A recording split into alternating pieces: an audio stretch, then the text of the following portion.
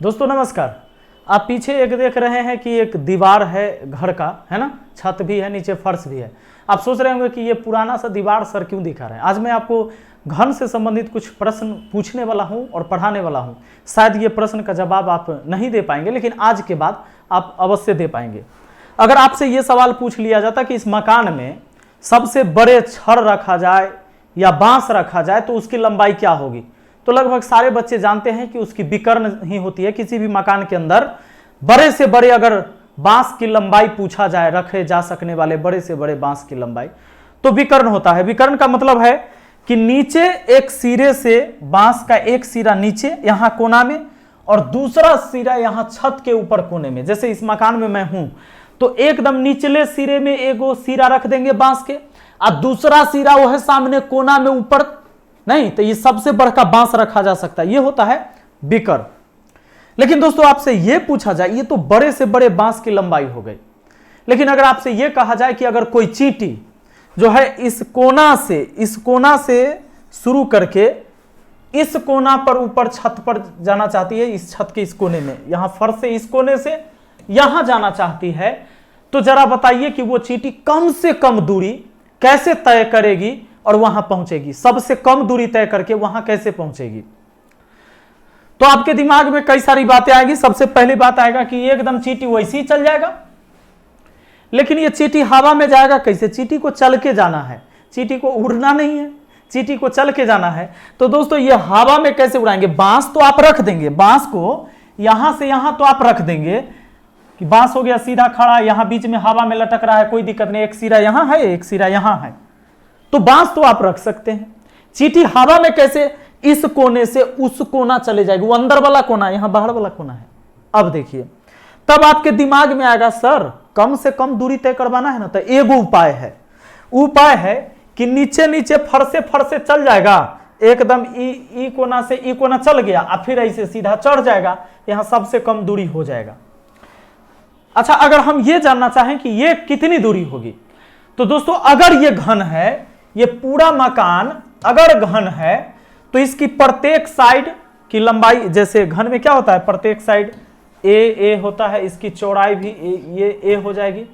ये हो गया, तो ये तो आपका निकल जाएगा। कैसे, यहां से ये सीधा आएगा और ये 90 डिग्री का यहां कोण, यहां कहने का मतलब कि ये आप निकाल सकते हैं। ये कैसे निकालेंगे, तो ये अगर पूरा घन है तो ये भी ए, ये भी ए, तो ये हो जाएगा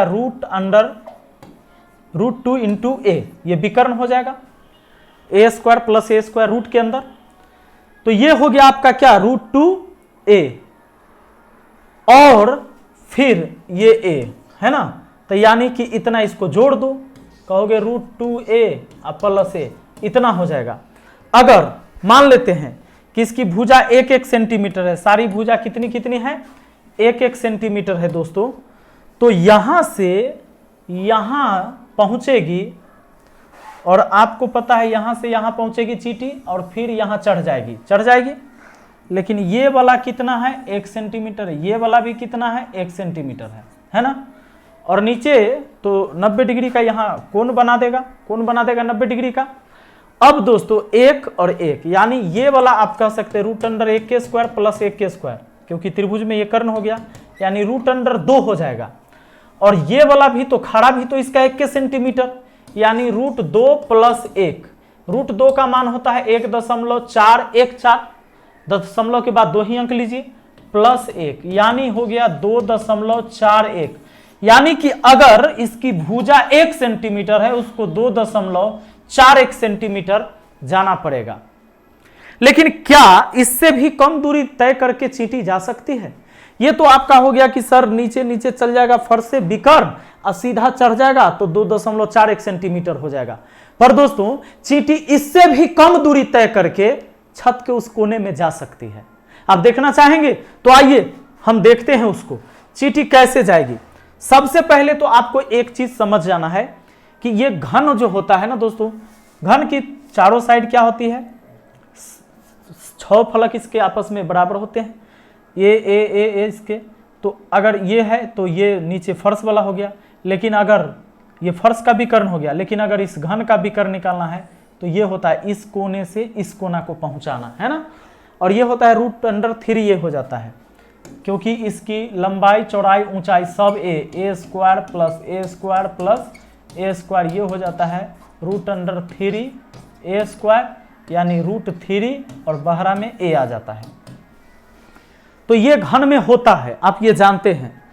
तो घन का अगर विकर्ण का है, बड़े से बड़े बांस रखी जा सकते, उसकी लंबाई तो ये लगाओगे, लेकिन हमें क्या निकालनी है, हमें निकालनी है कि चींटी को पहुंचाना है। तो दोस्तों अगर चींटी ऐसे चले कि इस कोना से तो चींटी चलेगी, आपको पता है, इस कोने से हमको यही पहुंचाना है ना, यही पहुंचाना है ना, इस कोना में, आपको पता है इस कोना में ले जाना है। तो चींटी यहां से ऐसे ऐसे चढ़ना शुरू करे और फिर चींटी यहां ऐसे चढ़ना शुरू करे, मतलब ये पूरा दीवार चढ़ के तब ऐसे ना जाके अगर यहीं से जाए, चींटी यहां से चले, ये सीधा जाएगी, चींटी जब जाए सीधा जाएगी तभी कम से कम दूरी होगा, और फिर यहां से ये मान लीजिए ऐसे चलने लगेगी चींटी, तो क्या आप बताइए कि ये कम दूरी हो पाएगा कि नहीं। तो इसको समझने के लिए हम ऐसा करते हैं, ये दीवार है आपका, ठीक, इस दीवार को धकेल के उधर ले जाते हैं और इसी के दीवार के बराबर कर देते हैं, या इस दीवार को धकेल के, ये दोनों दीवार, चूंकि ये घन है, आपको क्या बताया गया, घन है, तो सभी साइड आपस में क्या होगा, इसके बराबर। जितना बड़ा दीवार ये है उतना ही बड़ा दीवार ये वाला भी है। ये दीवार, ऊपर छत नीचे फर्श, ये दीवार और फ्रंट का दीवार तो खोल के हमने रखा है आपको समझाने के लिए, आगे दीवार ही हटा लिए हैं। तो जरा सोच के देखिए कि चींटी ऐसे जाए तो दोनों दीवार आपस में बराबर होंगे दोस्तों, ये बात पक्का है।